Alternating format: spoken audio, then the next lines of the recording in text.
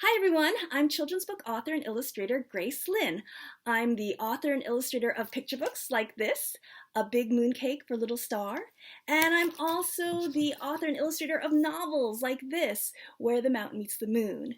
What I thought I would do today is share with you a little bit from my newest novel, Mulan, Before the Sword.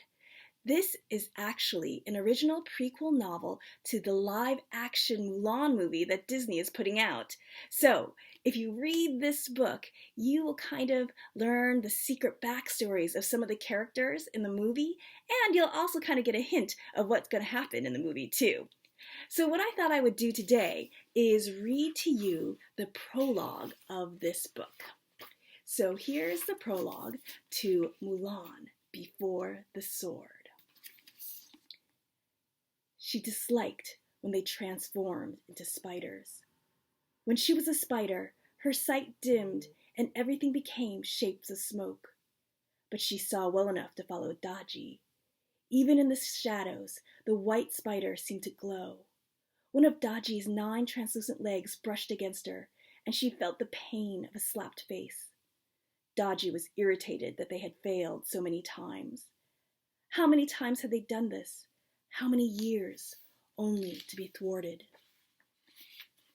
The white spider tapped a leg on the floor impatiently, and she knew the message behind the flashing eyes.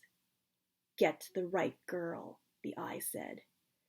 Daji found the other girl an infuriating nuisance, always in the way and always somehow stopping them with her clomping feet or sudden movements. Obviously, Daji had said. She is not the one we want. That clumsy calf could never save the emperor. We want the other one. So it was the other one they crept towards. The girl that smelled of embroidery threads and woven cloth. The one with clean, half-moon fingernails and smooth hair that glistened almost as much as the poison dripping from their spider fangs. They crept against the floor and moved out of the shadows, crawling, watching, crawling. Unnoticed, they stole across the floor and up the leg of the table. Then, Daji's spider legs, like the craggy petals of a white chrysanthemum, disappeared into the folds of the girl's dress. They were closer than they had ever gotten before, and getting closer. Then the white spider leapt from the sleeve onto the girl's hand, the skin as soft and as delicate as a freshly steamed dumpling. The girl gasped, but it was too late. Daji had already stabbed her needle fangs deep into the flesh. At last, said the glint in the beady eyes. The girl screamed. The door flew open. The other girl, the one that smelled of horse and chicken feathers, rushed in. What happened? She called. Shoo! What's wrong? The 9-legged spider, the stricken girl said, grasping her sister's strong arms. The spider! It bit me! Oh, Mulan!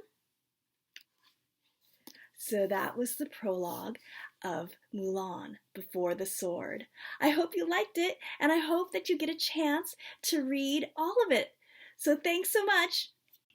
Hi everyone, I just wanted to quickly let you know that I have a new podcast just for kids. It's called Kids Ask Authors. It's where a guest author and I answer one kid question. And every episode ends with a kid book review, a kid poem, or even a kid joke, which means that kids can submit their own book reviews, their own poems, or even their own jokes, and we'll play it on the podcast. So you can have your child submit their jokes, their book reviews, and their poems to our podcast. Just go to www.kidsaskauthors.com and listen to the podcast too. It'll be a fun thing to do now. Thanks.